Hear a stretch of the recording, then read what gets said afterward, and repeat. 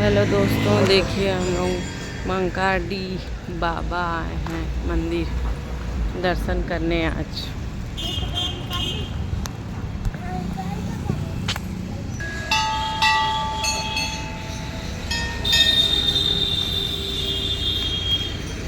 ये हमारे बच्चे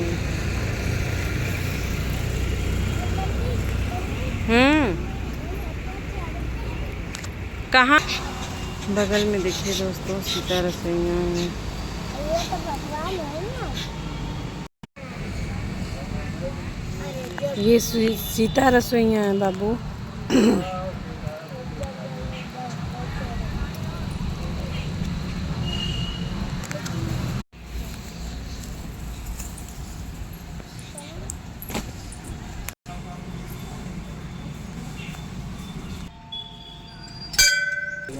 ये देखिए दोस्तों, पूजा हो रहा है यहाँ पे। जिससे हम आपका पूजा पाठ हमेशा करते रहे और हमेशा आपके आशीर्वाद सदा मम। अब आप कैसे छोड़ने बता रहे हैं, ये आप ले जाके ये गणेश है यहाँ पर ऐसे उठा छोड़िए, पकड़िए वैसे ओम ऐसा ऐसे खाली खाली पकड़िए और किसी प्रकार की मन के गलत भाव को लेकर पूजा नहीं करनी चाहिए। अब हमेशा अपने मन, कर्म और वचन तीनों को शुद्ध करके तब भगवान की पूजा करनी चाहिए, तभी उसका फल आपको मिलेगा। इन तीनों को शुद्ध कर इसी शुभ दिन प्रातः काल उठकर केले का मंडप बनाकर दूध, दही, घी, केले और गेहूं के चूर्ण का प्रसाद लगाकर आसपास के बंधुओं को बुला करके भगवान की कथा को सुनना चाहिए। कथा सुनने के बाद सबको प्रसाद देकर ब्राह्मण भोजन प्रसाद देकर के भोजन कराकर उन्हें विदा करके स्वयं प्रसाद ग्रहण करना चाहिए और फिर रात्रि में भगवान का जागरण करना चाहिए। इस प्रकार जो भगवान की कथा को करता है, भगवान उसकी सभी मंगल कामनाएं पूर्ण करते हैं और वह सभी कष्टों से मुक्ति पाकर धन संपन्न से सुखी होकर आनंद पूर्वक जीवन यापन करता हुआ वैकुंठ धाम को जाता है। प्रेम से बोलिए श्री कृष्ण भगवान की जय।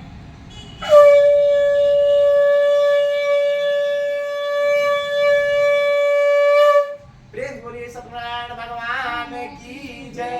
बाकी बिहारी लाल की जय। आज द्वितीय अध्याय हाथ में अक्षर पुष्प ले लीजिए। तीसरे अध्याय में शिव जी महाराज बताते हैं कि देवों की इसी प्रिय काशी नगरी में एक गरीब ब्राह्मण रहता था। वह ब्राह्मण घर घर जाकर के भिक्षा मांगता था, उससे अपना जीवन यापन करता था। एक दिन की बात है, ब्राह्मण को जब भगवान ने देखा तो उस पर उनको दया आ गई और वो एक साधारण व्यक्ति का रूप धारण कर उस ब्राह्मण के पास पहुंचे और बोले, ये ब्राह्मण देवता आप यहाँ क्या कर रहे हैं? उन्होंने कहा ये मानो मेरे पास आय का कोई साधन नहीं है, इसलिए मैं घर घर जाकर भिक्षा मांगता हूँ, उससे अपना जीवन यापन करना।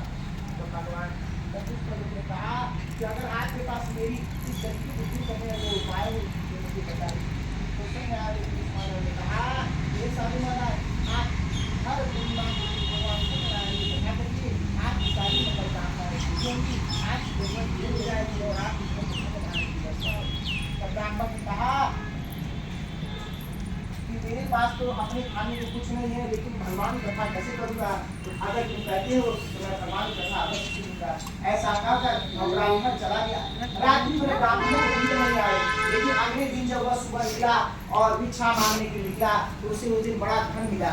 उस धन से उसने भगवान की कथा सामग्री ली और कथा सामग्री लेकर भगवान की कथा आसपास के लोगों को बुलाकर भगवान की कथा कही। कथा सबको प्रसाद देकर स्वयं प्रसाद ग्रहण किया और रात्रि में भगवान का जागरण किया। इस प्रकार जब उसने भगवान का रात्रि में जागरण किया तो भगवान उससे प्रसन्न हुए और भगवान ने उस पे धन धान्य की वर्षा की और वह ब्राह्मण धन से संपन्न हो गया। धन से संपन्न ब्राह्मण हर माह भगवान की कथा करने लगा। एक दिन जब ब्राह्मण भगवान की कथा कर रहा था तो उसी समय वहां पर एक लकड़हारा आया। लकड़हारे को तेजी से प्यास लगी हुई थी, तीव्र प्यास लगी हुई थी। तब वह उसी समय लकड़ी के गट्ठर को वहां रखा और ब्राह्मण के पास आकर पूछा कि हे ब्राह्मण देवता, आप ये किसकी कथा और पूजन कर रहे हैं? इसको करने से क्या लाभ होता है?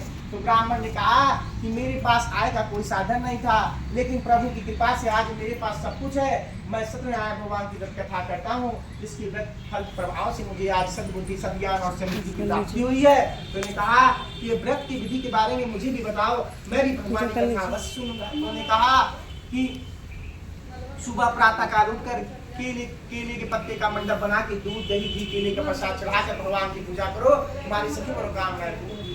लकड़हारा प्रसाद लेकर अपने घर चला गया और रात्रि भर विचार करता रहा कि मुझे भगवान की कृपा कैसे प्राप्त होगी। अगले दिन उठ करके लकड़हारा लकड़ी बेचने के लिए निकल पड़ा। लकड़ी बेचने के पश्चात उसे 2 कुछ भी धन मिला। उसने भगवान की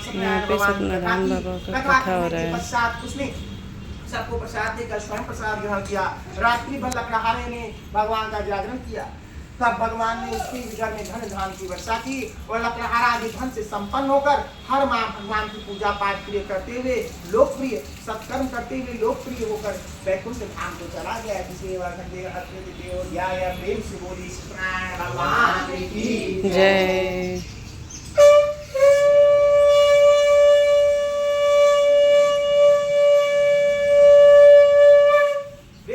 सत्यनारायण भगवान की जय। बाकी बिहारी लाल की जय।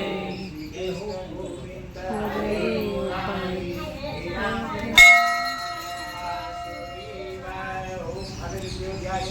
तीसरे अध्याय सूर्य महाराज कहते हैं, ये ऋषि मुनियों, प्राचीन समय में कनक को एक राजा रहता था जिसका नाम था उल्कामुख।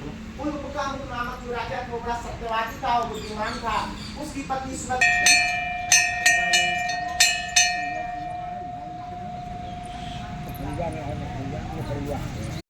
देखिए दोस्तों कितना सुंदर लग रहा है यहाँ पे।